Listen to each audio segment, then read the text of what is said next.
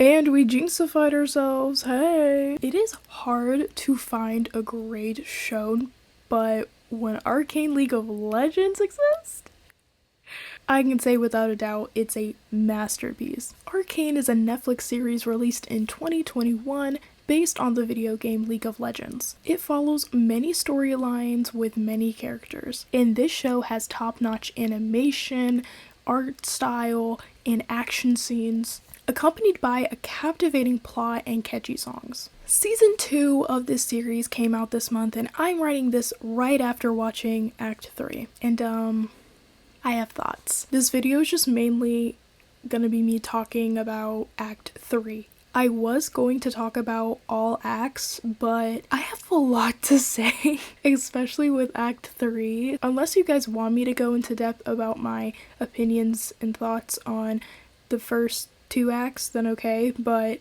I have a lot to say, and my overall opinions will be listed in this video as well, so yeah. And of course, I'm going to have spoilers from all acts. Go watch season 2, it's worth it. But to compare from season 1, I really enjoyed the start of Arcane. Season 1 was so entertaining, alluring, and overall one of the best pieces of media I have consumed. I love that you get explained like why these characters do what they do. Whether you agree or not, you are shown where they are coming from. The characters are more human and easier to empathize. The world building was phenomenal. The details the writers and artists included was fascinating from a creative and logical perspective. There were so many artistic choices with meanings, and it pulled the art together. In general, I admire this season. If you have to take anything away from this video, go watch the first season of Arcane. It is definitely worth a watch.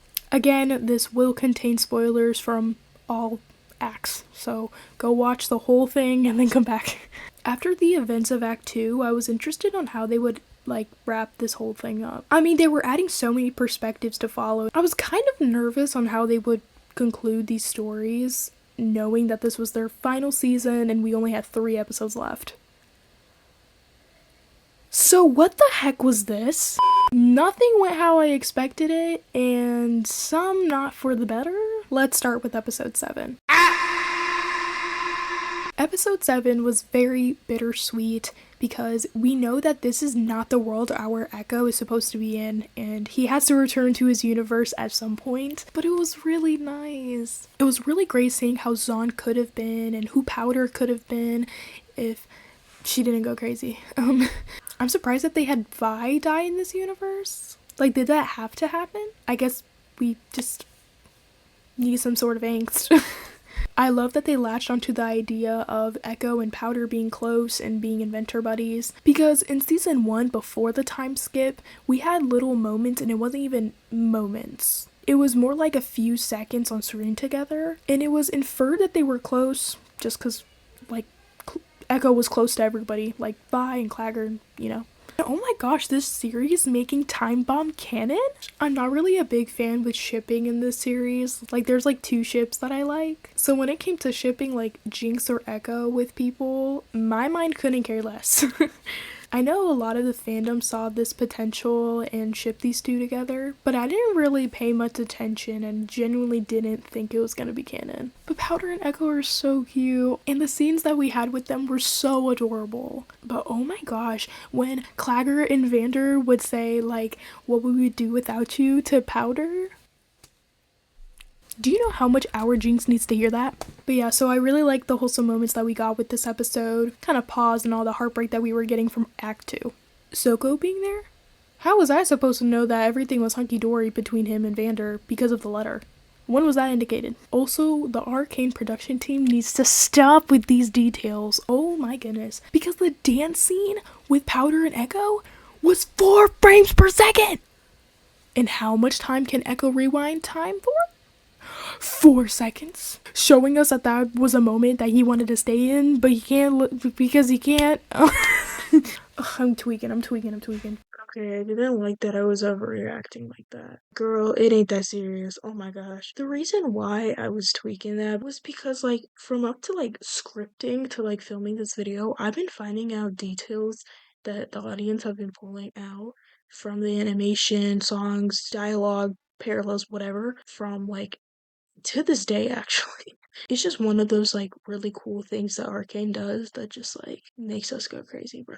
I can literally list a few like details off the top of my head because I've just seen it everywhere. Let's do it from this episode. Vi's necklace that's worn in season 1, back when she's on the bridge, being worn from Victor and Powder in this universe. The pendant at the end of the episode is Echo and Powder on there. Caitlyn dies. The explosion killed Vi, killed Jace, which is why there's no Hex Tech. If we remember from season 1, Caitlyn was helping Jace carry things to his apartment or to his place, so she was near the explosion. Powder's fingernails being painted only the color blue, unlike Jinx, which has pink and blue fingernails. There was also that grandfather clock where when Powder first like comes into the screen, you can see her reflection. It looks like Jinx. It's crazy how different Powder and Jinx looks. Like, oh my gosh. We see Echo kind of just like accessorize himself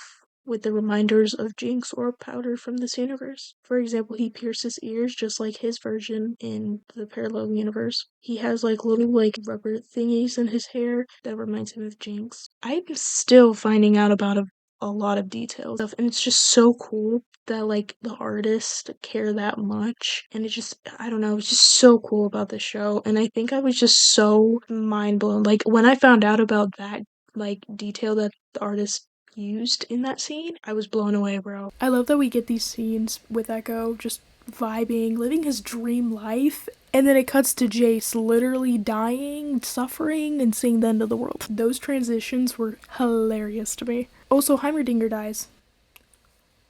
I don't care.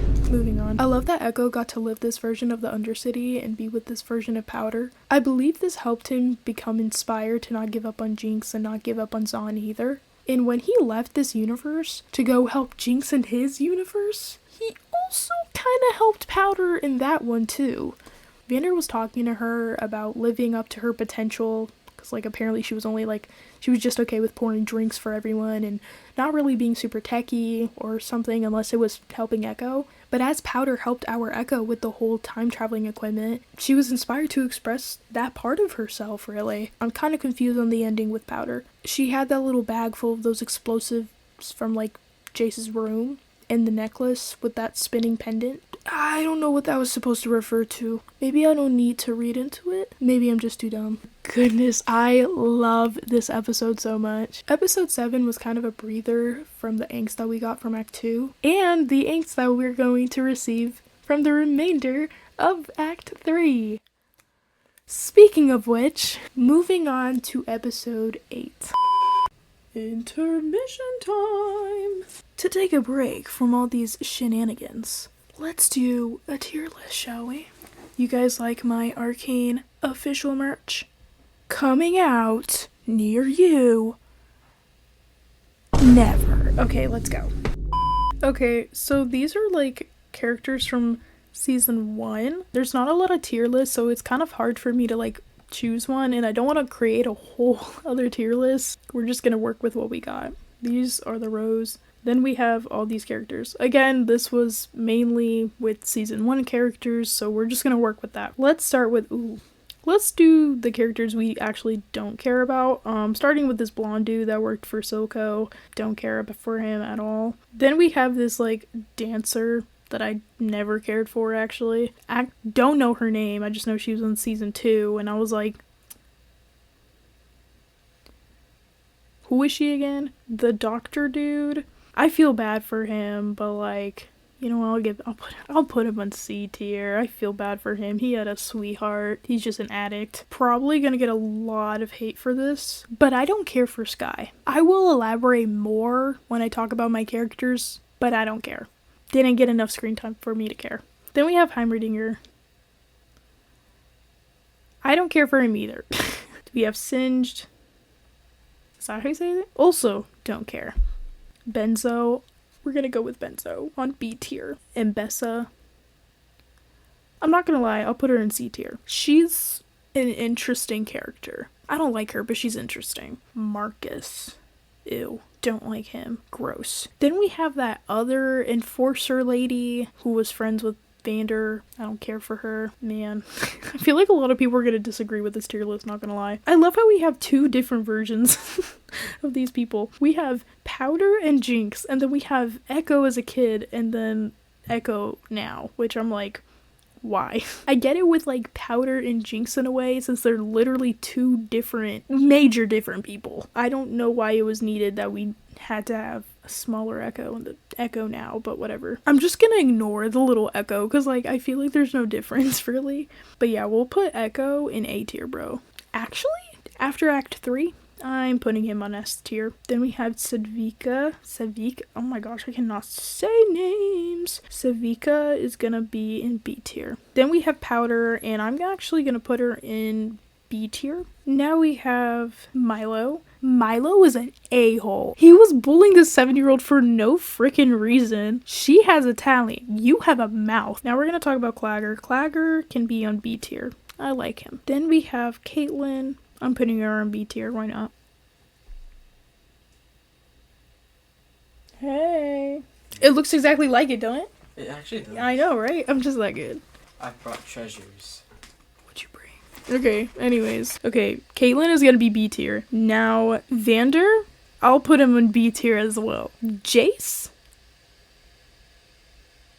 He's going on C tier. Sorry, not sorry. Then we have Mel. Mel, I'll put her on B tier. I like her. Now we have Vi. So Vi, I'll put her on A tier. I don't want to do these characters. Silco, he's gonna be on A tier. Sorry, guys. Not really. And then we have Jinx. I'm putting her on S. She's S tier. Sorry, guys. And finally, we have Victor. I think we all know what we must do. He has his own row. I forgot about Act 3. Do I still want him up there? Yeah, I'll keep him up there. This is my tier list. Thanks for watching. Now back to our regularly scheduled program. Now on to episode 8. Singe is reviving Victor, and okay, cool. Call that. But Vander is also okay?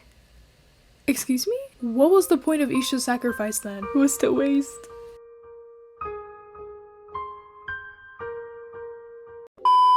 And Bessa wants to partner with like Victor and use his powers for like the army, but like Victor sides with her? Girl, what? No. Guys, we lost the diva. Like, I get it, everything has to be perfect, but like, shut up. You don't have to side with her. I'm gonna be so honest. I don't get this plot with like Victor and like that whole thing. Like, I just don't get it.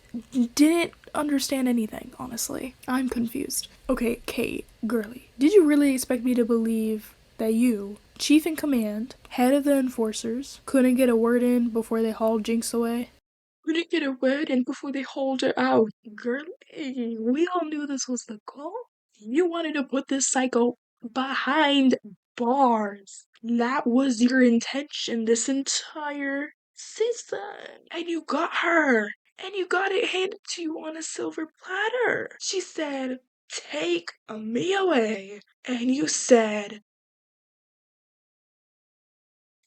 and let your people do the rest. Girl, I don't blame you. Really, why are you trying to defend it? You wanted this. And now you're gonna be like, I didn't say anything. You didn't want to say anything. And you can tell by this scene between Jinx and Caitlyn that Caitlyn wants a reaction from Jinx. And she ain't giving it. It showed a different side of Jinx to Kate, for sure. A side that Caitlyn hasn't seen. It also kind of showed the audience as well how truly hopeless and depressed Jinx feels. Like, it's kind of sad. When we have Vi trying to, like, reach a helping hand to Jinx, Jinx believes that she's too far gone. And she truly believes that there's no hope for her. She could also be pushing Vi away because she's afraid to get close with people again. I think that could totally be possible. Like, maybe she's like, I just give up on trying anything with people because they clearly die or leave me. And that's so sad to think. By the way, it felt so weird that Kate and Vi doing that in the cell, like right after Jinx leaves.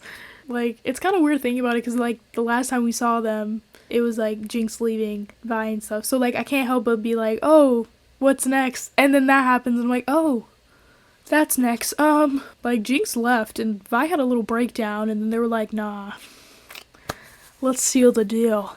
Ew, why did I say that? So the whole thing with Victor and like Sky being like, no you won't. Dang, she right. Because like honestly, I think Victor wasn't really interested in Sky.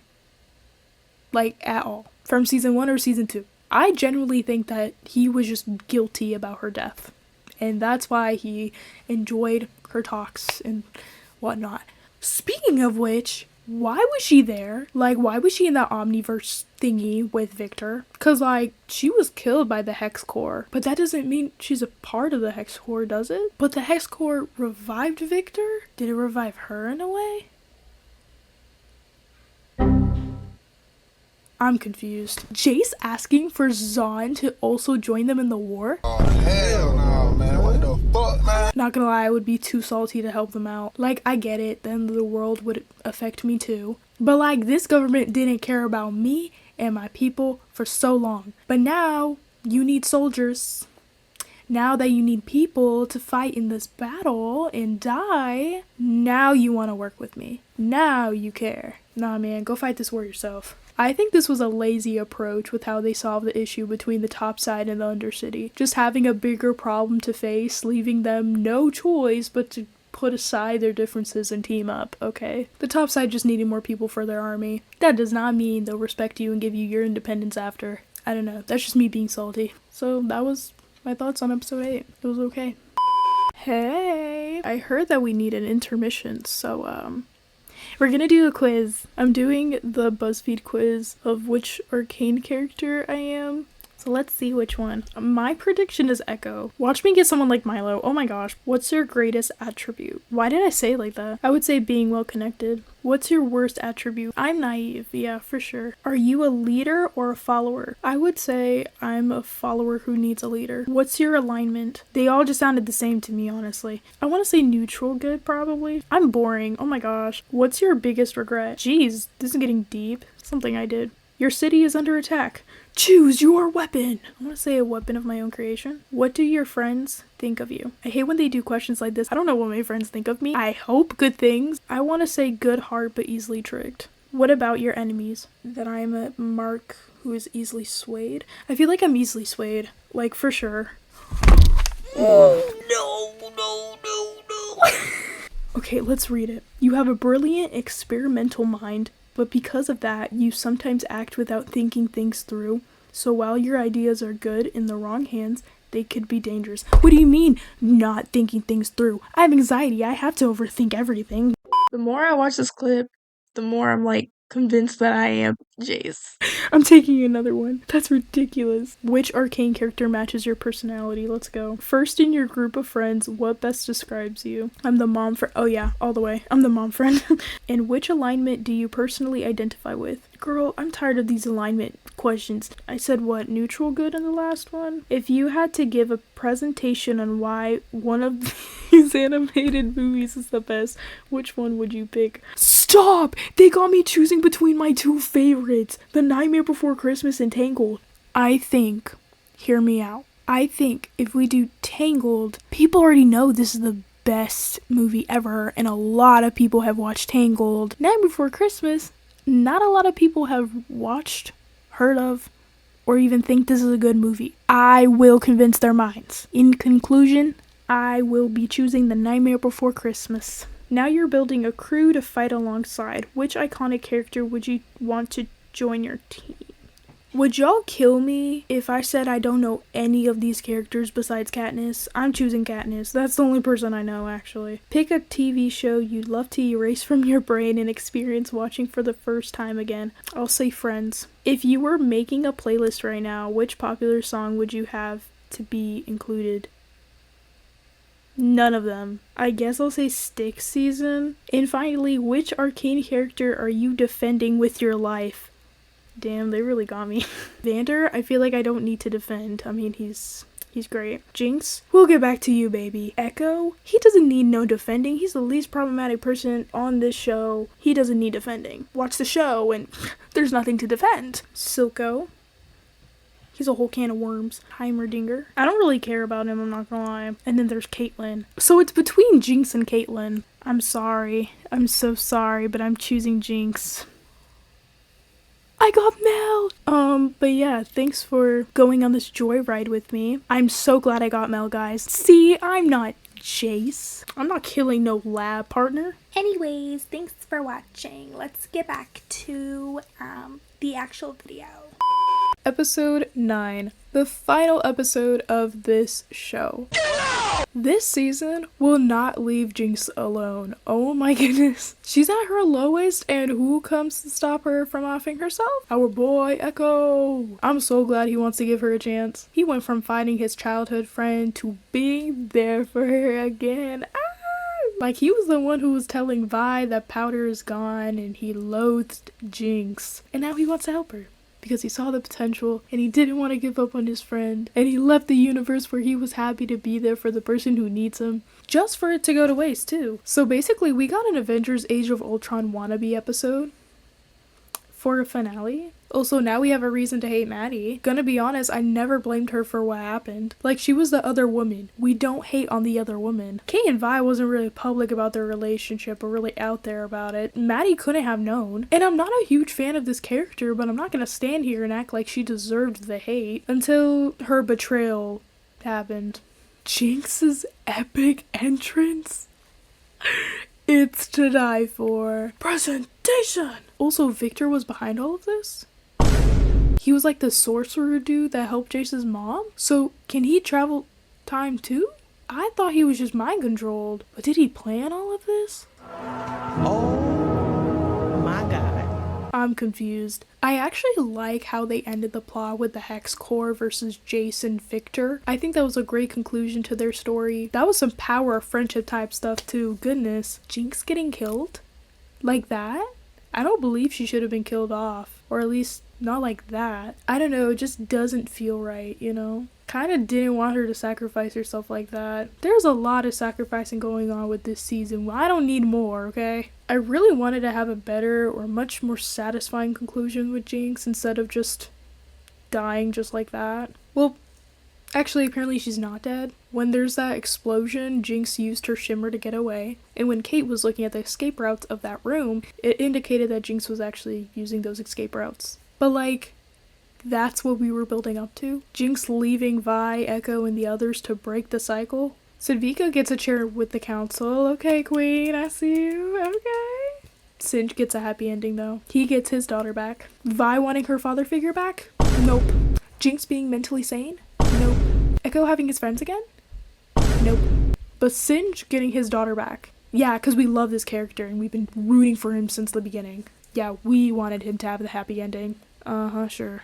Our story isn't over. Girl, what you mean? This is it of Arcane. So does that mean we're getting a spin-off show?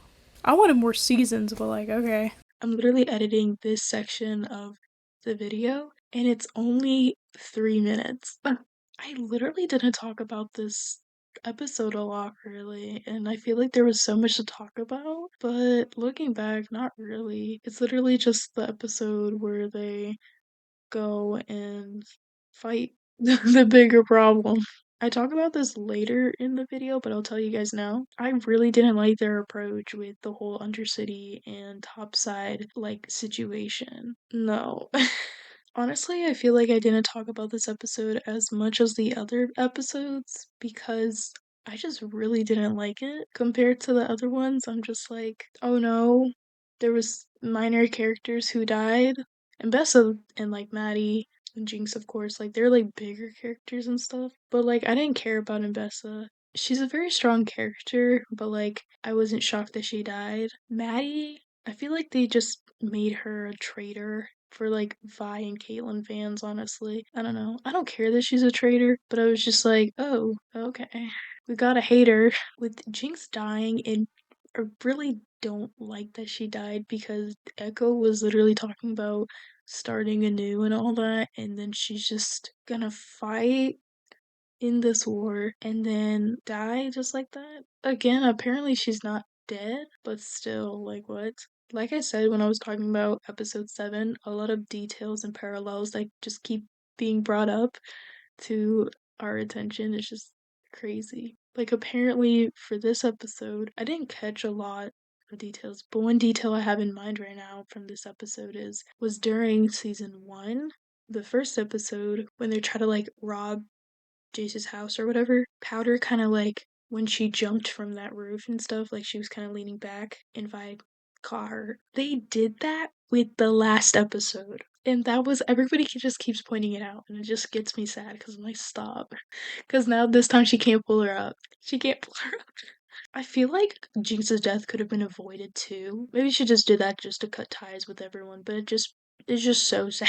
I keep talking about Jinx. I need to shut up about her. I need to talk about Mel. That's who I need to talk about. I feel like they did her dirty in a way with season 2 because we don't get a lot of her, and she has a really interesting plot. Like, she's not just there, like, there's something going on, right? The whole, like, Mel and the Black Rose thing, I'm not gonna lie, confused me in some aspects. And also, when was this alluded that she was, like, holding magical powers? Like, when was that indicated at all in the first season? I feel like if we had any foreshadowing for her magical abilities, it would be better. Because, like, I rewatched season 1, and all I can think of really is just she was picking out this, like, puzzle trinket or whatever, and I don't remember if that was season 1, episode 2 or 3, but it was just, like, that's the only thing I can really think of. Like, I'm like, maybe that's could be an indicator. I'm exhausted. Holy crap. I feel like there's a lot to say in general, which I do elaborate more on in my overall opinion section. But yeah, it's just I just can't believe I didn't talk about this episode a lot, you know? Genuinely, I believe that I was just trying to forget about this episode because it was just like this is the last episode of the show and I have a lot of questions and I did not get them answered at all, and this was just not the ending I wanted. I mean, I'm not saying it was bad. I don't think it was completely terrible. I mean, it's really cool that, like, we're getting like, kind of like a cliffhanger to kind of, like, come back to this franchise. That's my dog. To come back to this franchise with their spin-offs and all that. So, like, I don't know, it just kind of gives us like that, oh, it's gonna be more cool, right? I don't know. I wish there were better conclusions in some aspects and some plots that were introduced, but it's okay. Here are my afterthoughts on this entire show in general. I think I can speak for everyone when I say we had so many questions after the second act, hoping that the last 3 episodes would answer them. But this finale had us pondering even more. I've rewatched this and I'm still confused. I shouldn't be getting some of my answers from theorists on Twitter or TikTok. I hope I don't have to play the game to get answers either, because 1, apparently the lore between Arcane and League of Legends are different, and 2, y'all introduced us to the characters and plot of the show. I don't see why you can't conclude these characters' stories and plot in the show either. Why should I have to play a game to understand what's going on if I didn't need to in the first place, you know? I felt like they pushed a lot at us with the last 2 acts, and because of that, the pacing suffered, the plot suffered, the characters suffered. This felt so rushed, and we don't even have any more seasons, like, releasing for the show. And apparently we're gonna get 3 other spin-off projects coming up, so that justifies the ending we got? I'm confused on why Isha's death wasn't addressed in Act 3. We had like a little flashback before Vi woke up, but that's it. And we didn't even get a haunting hallucination of Isha. Oh, but we got Silco. My prediction was that Jinx was going to accept that she is the symbol for Zaun and finally purposely fight Piltover. Isha's death would be her motive to live up to the symbol of rebellion that Zaun saw her as. I was so set on how they would resolve the whole Zaun and Piltover situation, but that was tossed out the window. Since Vander is still alive after Isha sacrificed herself, Isha's death could have been written out and it wouldn't really have made a difference. So why did I suffer? My major problem with season 2 is the pacing. You can see the creator struggling with juggling all of these plots. I mean, come on, we have the Black Rose, Victor and his glorious revolution, obsession, Caitlyn and her dictatorship, and many others like with Singed and Mbessa and Vander and Vi. It was just too much to cover and conclude in only 9 episodes. Some of these plots I felt like were introduced a bit too late, like with the whole robot army thing.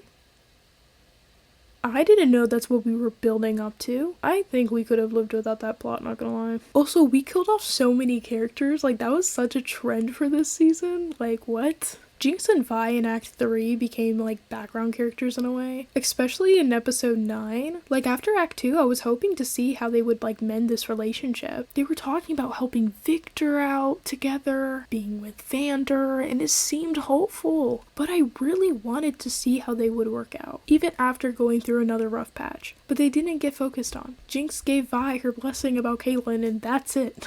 Jinx's character arc is something. She's a character I cannot stop feeling bad about. This season really amplified how she saw herself. She saw herself as someone with bad luck and someone who just spreads poison no matter what, and you can really tell how hopeless she feels. I mean, she killed her family, she killed her second father figure, and her sister wants nothing to do with her. Then she meets Isha, feels like life is worth living, and then Isha dies. And after that, you can truly see how she's like depressed and suicidal. Jinx feels like she can't even be close with Vi or let her sister hold on to that hope for her. Jinx gave up on herself, and it's so sad. We're going back to how she felt before meeting Isha, and then Echo tells her about starting anew, and I was really hoping Jinx would get better, in a way, you know? And I was rooting for Jinx and Vi's relationship to get fixed. I was hoping she would recognize herself as smart, useful, and become full of life. And let me just say, she may be hearing voices, but she is still smart and creative. Even Victor recognized her for that, okay? Let's not forget how intelligent Jinx is just because she went a little loony, okay? And we know she's capable of being happy and doing fun things, even at her state, you know, without blowing people up, of course. Because we see this when she's with Isha, right? She just needs someone. But instead of her starting anew with Echo or Vi, she gets killed off. She gets killed off and runs away from her problems in Zaun or Piltover. It just sucks. And I just can't help but feel bad for Jinx. Especially after seeing Powder in that other universe. It's like just dwelling on the what could have been, you know? But whatever. I just feel bad for Jinx, I don't know. My favorite character arc, though, was Caitlyn's. She was dealing with her lover's crazy sister being her kidnapper and her mother's killer, being manipulated by Mbessa, her rise in authority in a way, but her character in general is great in both seasons. I just wish they addressed the conflict between Jinx and Caitlyn. It was kind of brushed under the rug, kind of like other things. We had that one scene with them when Jinx was in the cell, but like, I want more. I just wanted more scenes where like Caitlyn kind of has more of a reason to forgive Jinx or kind of see Jinx as how Vi sees her, you know? And that's another thing. There was always a want for more. Like, I wanted more scenes with Echo and Jinx, specifically with that last episode. I wanted more with Mel. They kind of did her dirty in the season, I'm not gonna lie. Like, I get it, it's like building to her getting a spin-off, but like, still. I wanted more Victor and his glorious evolution stuff, right? Mainly with those like robot thingies. I think it would have made an interesting plot if they just had more time to explain it, I guess. I'm sure there's more thoughts that I have, but I already have a lot to edit with this video. The action in the season was great. It's always been great with the show, honestly. This soundtrack is so good. I literally have it on repeat. The visuals, I'm speechless. Never fails. If you want to watch Arcane for one thing and one thing only, watch it for the art. It's beautiful. The details, I'm finding them till this day. It'd be like, where's Waldo up in here? And every time I do find the details, I go crazy. Because every detail has a purpose, to cause you to cry or cause you to feel happy. And the creators know what they're doing. Love seeing my favorite characters again. I truly do love both seasons. There would be things I would change, but this season is still goated. And I can't wait for the spin-offs. Now that is all I have to say about Act 3 or this season in general. Please go on Netflix and watch both seasons. Please check out my other videos and let me know if you want more videos like this because I would love to make more videos like this. It's been really fun. Thanks for watching and until next time, goodbye.